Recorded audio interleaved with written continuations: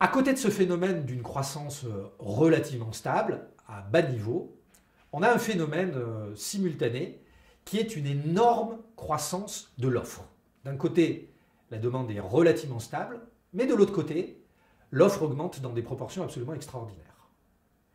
Dans le schéma qui se présente à vous aujourd'hui, vous voyez l'évolution dans les grandes surfaces du nombre de références sur une période d'une quinzaine d'années, partant de la fin des années 90 jusqu'au milieu des années 2000. Et alors ce qu'on peut constater, c'est que sur cette période d'une quinzaine d'années, à infrastructure commerciale identique, c'est-à-dire qu'en France, le pays où l'observation est réalisée, en France, la surface de vente et le nombre de super et d'hypermarchés a très peu cru pendant la période de référence. Et en revanche, le nombre de références a pratiquement doublé. Alors ce doublement des références ne s'explique pas par un réagencement des rayons. On aurait serré les produits pour mettre plus de produits dans les rayons. Non, il est lié à un phénomène qui est beaucoup plus anxiogène du point de vue des industriels, qui est un taux d'échec extrêmement important dans le lancement des nouveaux produits. Et notamment, la statistique qui suit est assez édifiante. 80% des produits de grande consommation qui sont lancés aujourd'hui en France, mais cette statistique s'applique aussi à l'Europe et aux principaux pays développés, aujourd'hui, 80% des nouveaux produits ne rencontrent pas le succès souhaité.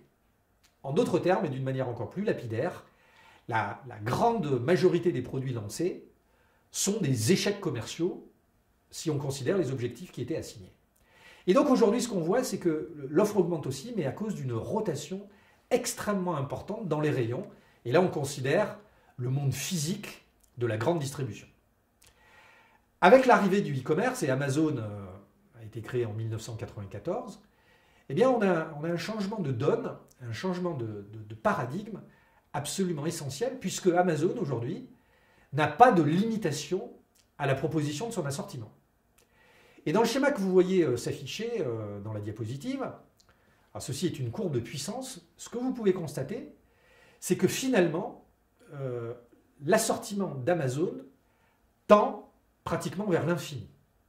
Alors quelques chiffres pour illustrer cette notion d'assortiment pratiquement infini d'Amazon. Peut-être comparons l'assortiment d'un hypermarché important, entre 5 et 10 000 m² en France, et l'assortiment d'Amazon, le grand acteur de e-commerce, leader mondial de cette activité dans le monde. Un grand hypermarché va proposer entre 50 et 100 000 références dans une surface commerciale de 7 à 10 000 m². Amazon, lui, n'a pas de limitation physique et aujourd'hui, il propose entre 200 et 300 millions de références.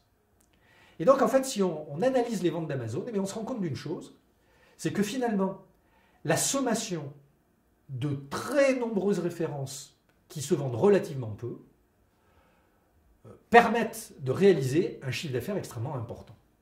En d'autres termes, Amazon réalise la quasi-totalité de son chiffre d'affaires avec des produits qui se vendent de manière très petite, unitairement.